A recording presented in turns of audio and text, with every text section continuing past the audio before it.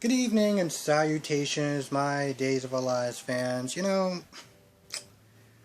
Nicole and Gwen have one thing in common. One thing that can set them free. And that is telling the damn truth. This whole thing has spiraled out of control on both of their stories because they both can't bother to tell the damn truth. Let the chips fall where they may. And, let's start with Nicole. So, Xander comes over, and it's a funny scene where he just kind of lays on the couch. He's like, so I'm moving in, and you can make me some scrambled eggs, some coffee while you're at it. Just kind of make yourself useful. So, once again, he comes over to remind Nicole, listen, if I do not get this job, I'm going to sit there and tell your husband that you were unfaithful. Now, with that being said, at first, Nicole, for some odd reason, is like, well, you don't have any proof, and, Sammy's not going to believe you, and yada, yada, yada. I was like, sweetheart, we literally just been through this about 3 other episodes back, where he literally said, hey, by the way, I have a witness that confirms that, what we talked about, and yada, yada, yada, and you know what, at the very least, it stir up the pot. Hell, he could not even had told about the witness. He could have just said, I'm going to tell Eric. And she still would have agreed to trying to get the job for Brady. Which, of course, yesterday, and yeah, we didn't get into that conversation, but pretty much, Nicole was like, listen, I talked to him, it was a hard pass. Because, the guy really doesn't like you at all. But, pretty much, Xander's like, listen, I'm not going to stay here. But if you don't sit there and find a way for me to get back on my feet, well, I'm just going to sit there and tell. And, at this point, I'm like, Nicole, all you have to do is tell the truth, and his whole power over you is over. I mean, this whole, now apparently it's 9 or 8 months, apparently. Damn, time flies. He's been gone for damn near a year. This is a week after y'all got married. Listen, no one likes getting cheated on. No one. No one likes getting cheated on.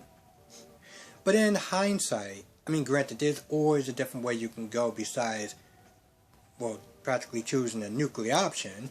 But,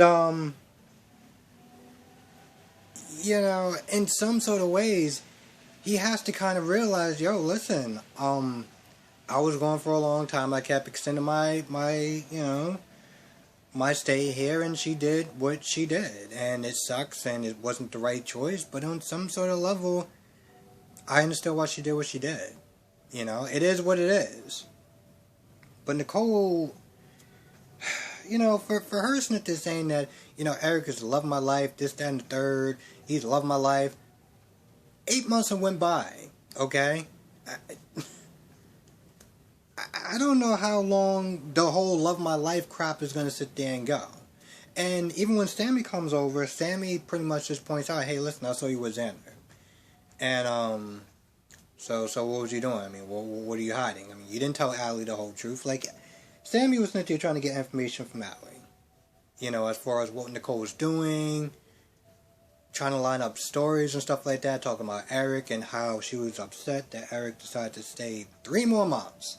Because for some odd reason, that actually makes sense.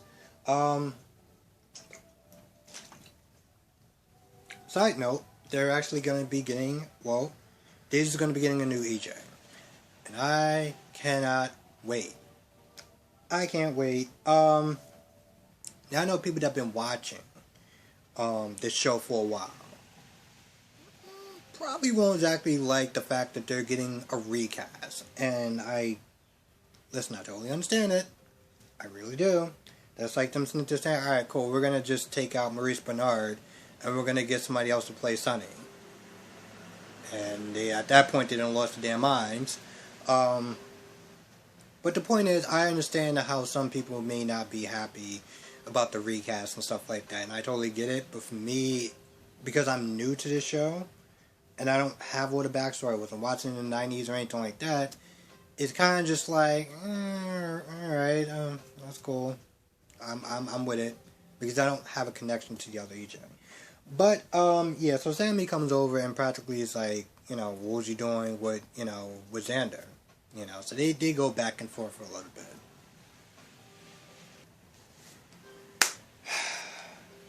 Jake and Gabby. So Gabby sees Jake, and Jake's been there all night. And at some point, Gabby, the way that Gabby was sitting there questioning Jake, when Jake was like, I was here with her all night, like I stayed with her all night because, she was, hysterical and stuff like that. And just the way that Gabby was like, oh, you've been here, like, all night? Like, really? At the time, I'm sitting there like, well, I mean, the chick is blind, so, like, you acting like that, is that like an issue for you or something like that? Like, I get it to some extent, because when it really comes down to it, Gabby asked a simple question. Gabby's like, so, and this is after she finds out that Kate doesn't remember anything, like as far as her walking in and seeing them two, kind of, playing mattress tag or whatever. Gabby's like, so are you going to actually tell her? Like, are you going to sit there and tell her about us? Now, Lucas is in with Kate. And, Kate's not doing good emotionally. So, she talks about Jake and how excited she was, and, like, where is he? He's not here, and, she was so excited to go on a trip with him and everything like that. And so when Lucas comes back, Lucas tells Jake that, hey, listen, she's not doing too well. Like, she's depressed and she's not really eating or anything like that. Just adding on more guilt. Towards the end of the episode, Gabby's like, so are you going to tell Kate about us? And Jake has that look on his face like... Jake has that look on his face like no matter what answer I give, it's just going to feel like the wrong one. Because at one point in the beginning, Jake was like, listen, nothing's changed between us. Like, we're good. Like, you don't need to sit there and worry. Like, we're still together. My feelings didn't change for you. And that's when Gabby was like, all right, cool. Now, towards the end, when she asked, she was like, yo, are you going to sit there and tell her? Jake just had this look in his face like, well, if he says no, he's screwed. And if he says yes, then he feels like a dick. So it's like, there's no real winning in this. Now, Dr. Schneider was sitting there telling the family that, he has to sit there and check on his patient. He goes in there, he examines Kate. Then he's like, yeah, you're not blind. And I'm just like, let me get this straight. You're faking blindness just to keep a man. You're faking blindness to keep a man. Not only that, but she's faking her whole amnesia. She's sitting there saying, oh yeah, I struggled to come back to sit there and find my boyfriend in bed with Gabby Hernandez. And I'm just like, let me just kind of...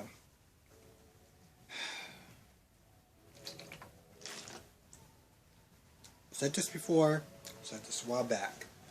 But I feel like I need to sit there and say this again, because I feel like this is somewhat of a teachable moment.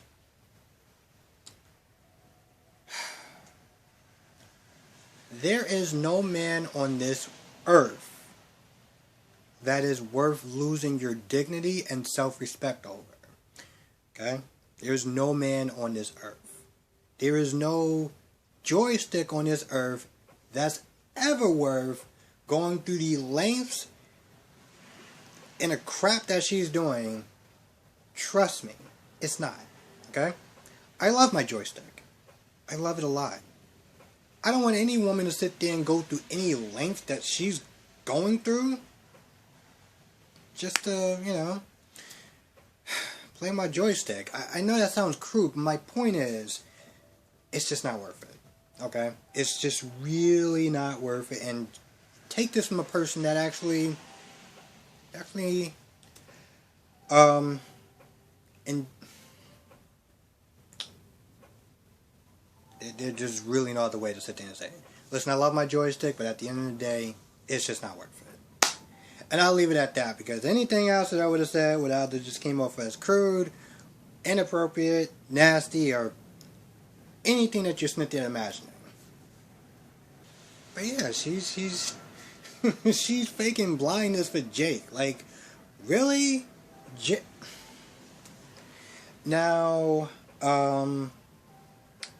Ava is being questioned by Rave.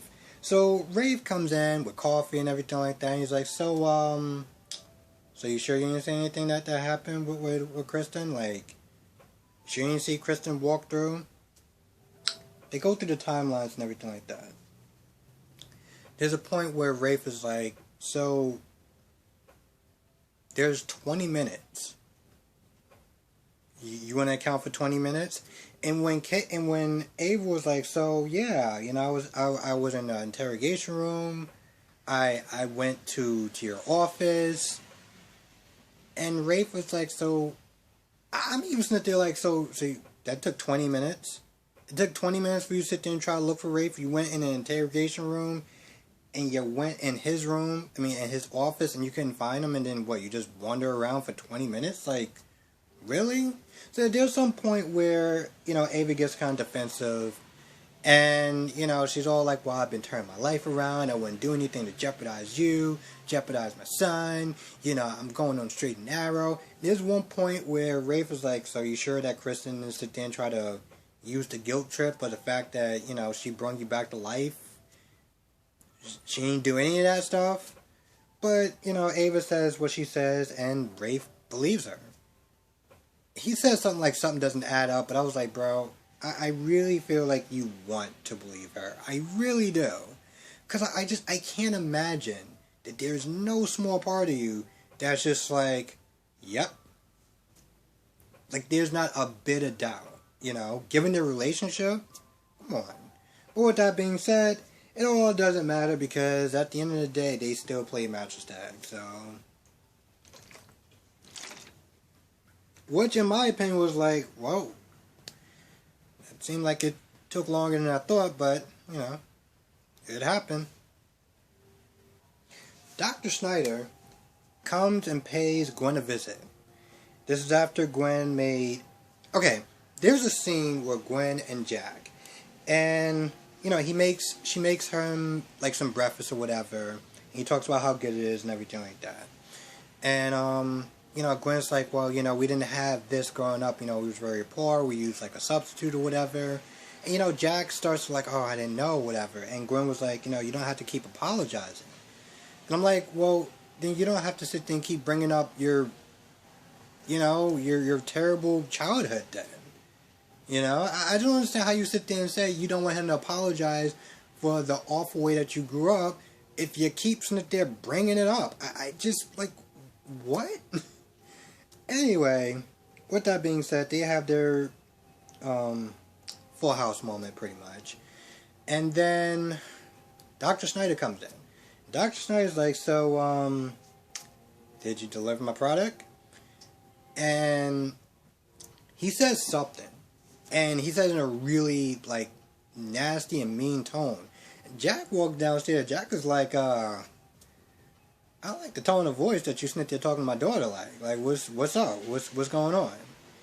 And Snyder makes up something like, oh, I just want to make sure she takes her medicine and stuff like that. And, you know, it's like, oh, I take my job very seriously.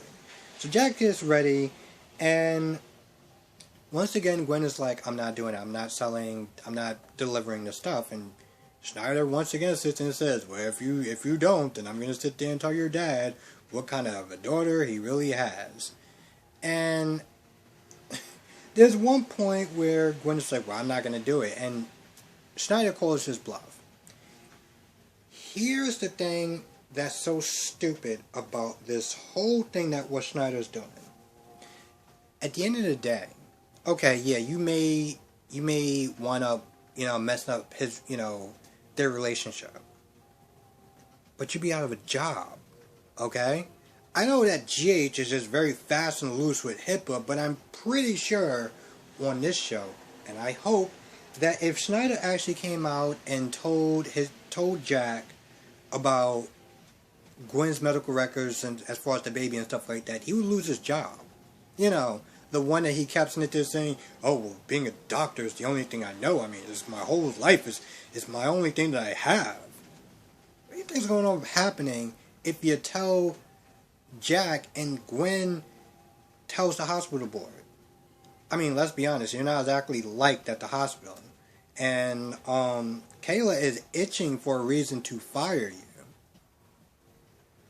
I don't understand how this bluff is supposed to work. You really count her on the fact that, I guess he's such a bully, that she's just going to be so scared into submission that she's going to be like, okay, which exactly what she did. She's like, alright, I'll do it. Like, oh my goodness. Gwen and Nicole, you two are such idiots. I mean, it makes for entertaining television, but at the same time, it's like, you know, both of your problems could have just been solved so easily if you just would have told the truth. Crazy, I know. With that being said, I think that's about it. I feel like I missed something. I really do.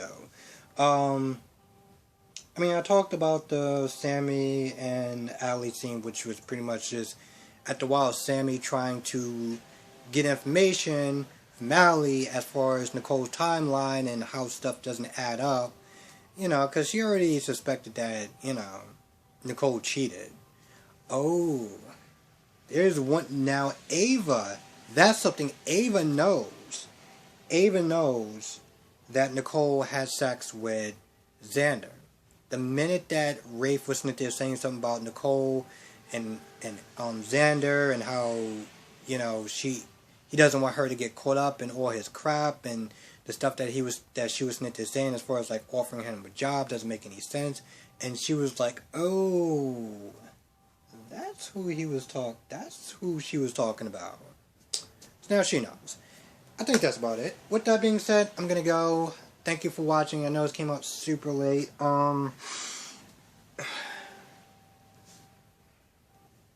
Yes, I know it came out super late, so I really apologize for that. Thank you for watching if you're watching it tonight. If you're watching it tomorrow, let me know what your thoughts are in the comment section below. I will see everyone on Tuesday since Monday is a holiday, so it's not going to be on. So that's on both shows. So yes, with that being said, I'm going to go see everyone on Tuesday. I hope everyone has a great, safe weekend. I will catch you in the next video.